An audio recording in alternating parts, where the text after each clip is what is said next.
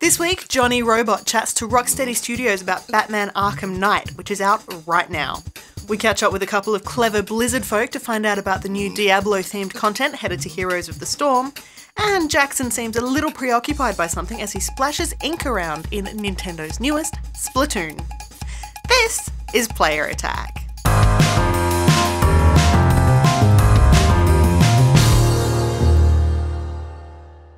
Hi, I'm Jessica Citizen, and this week saw the fourth sort of annual Minecon event take over London.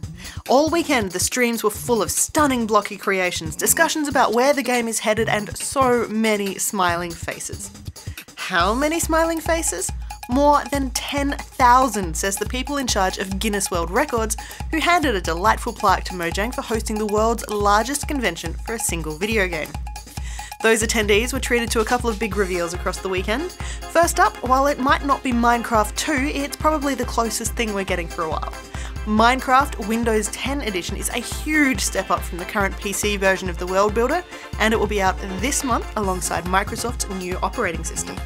The new game is completely separate to the PC version that's out now, so you won't be able to play with friends who are currently building their masterpieces, but you will be able to experience 8-person multiplayer with friends playing mobile Minecraft Pocket Edition or via local play. Arguably even more exciting than that though is Minecraft Story Mode, which is the new game in the works from Telltale. Everyone's running away, except for you. Our gang sticks together, that's what we do. It's in your hands now! Go!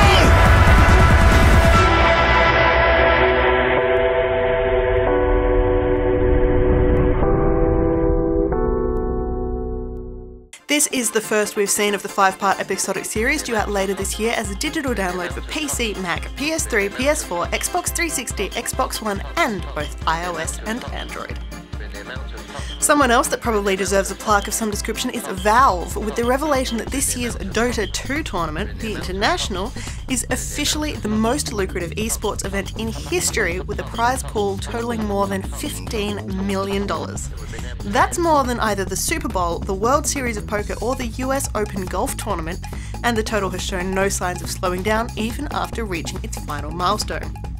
Remember, the International Prize Pool is actually crowdfunded as it's made up of a portion of proceeds from sales of the International Compendium, so this massive amount of prize money is all fan-supported. And speaking of fan-supported and large gaming events, Australia is in line to get its first queer gaming convention in 2016 with the announcement that GX Australia is headed to Sydney in February.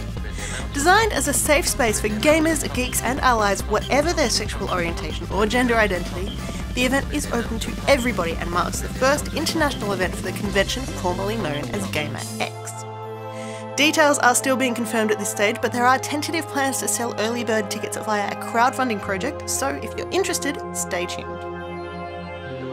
Video games also hit the stage at San Diego Comic-Con with 2 interesting adaptations that caught our eye.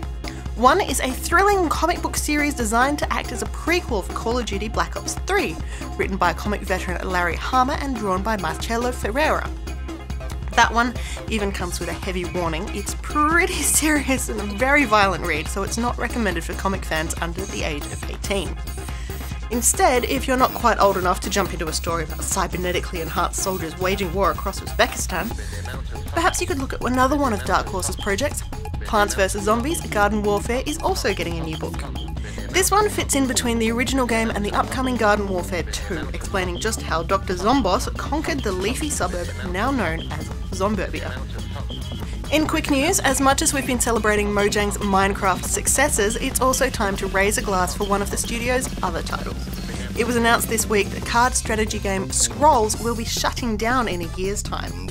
If you want to play, you still can, and indeed all proceeds from people buying the game will go directly to server maintenance, but Mojang itself won't be supporting the game beyond July the 1st, 2016.